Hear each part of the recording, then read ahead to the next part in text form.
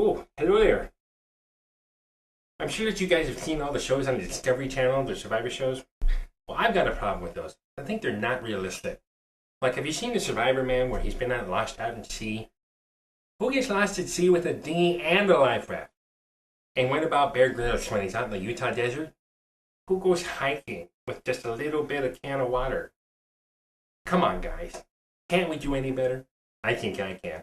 I'm going to pitch it to the Discovery Channel, where I'm going to become Survivor King. Geez, I'm excited about this. I want you to join me every step of the way. Come on, let's go. So you see, I've had a lot of education. I've got a doctorate in entomology and a master's in backyard gardening, herbology actually. It makes me the perfect choice to host the greatest survival show to ever hit TV. And when Discovery Channel sees this, they'll be eating out of my hands. Oh, Jimmy Christmas. Anyways, first I'll be taking you step by step through the process for your survival. And the most important part is to have the right gear and the right supplies. I'm going to show you exactly what you need every time you go out adventuring. Ah, stickers! Got my wallet. That reminds me, the 3 keys to survival are having a will to survive, in common stance, and being prepared.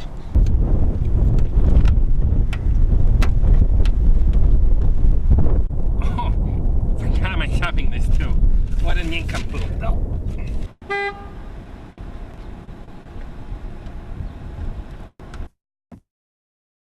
Change. The door is locked. Yeah, it's okay. I'll just get out my keys and lock it with the little button.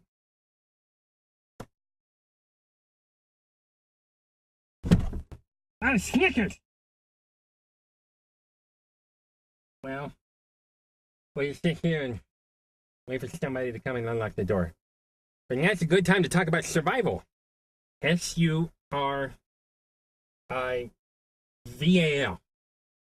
Size up the situation. Use your senses. Remember your name. No. Well, you get the point.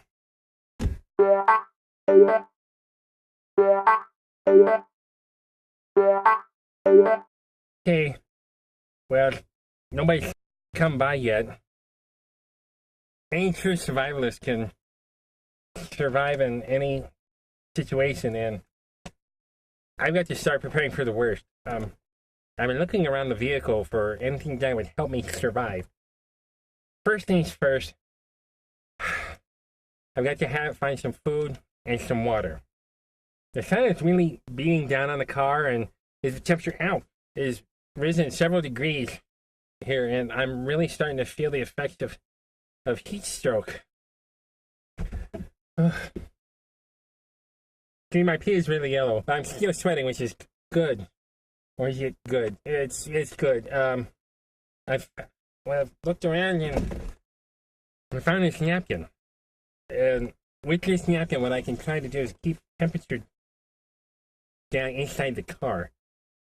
Not much, but I have. Hey, can you help me? Oh no, don't go! No, oh! Snickers! Wait, don't go! No. Since the napkin is soaked in urine, the moisture in the napkin should help reduce the temperature of the inside of the car a little bit.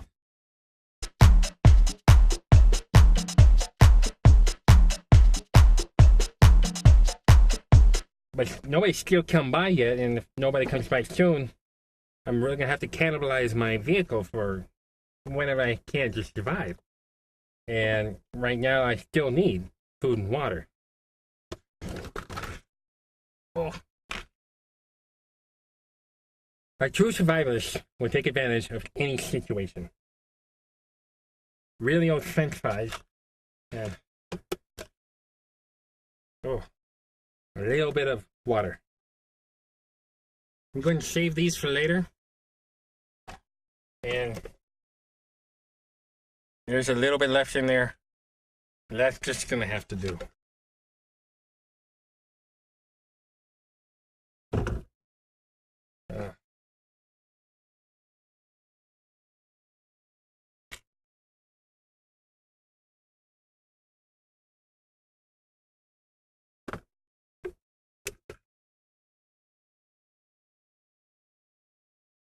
I've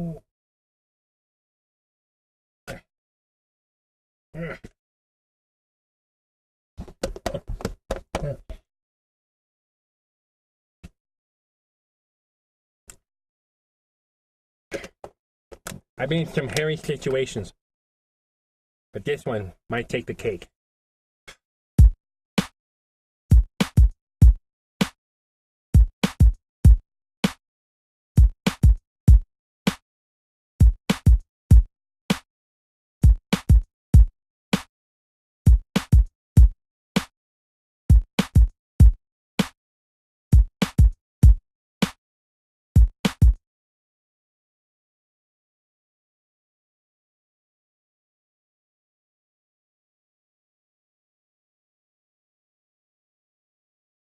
Oh, thank you. Thought that darn car was gonna be into me. What are you doing? I was locked in the car. Why do you look like that? It's only been 10 minutes. Ah, shit. Are you sure?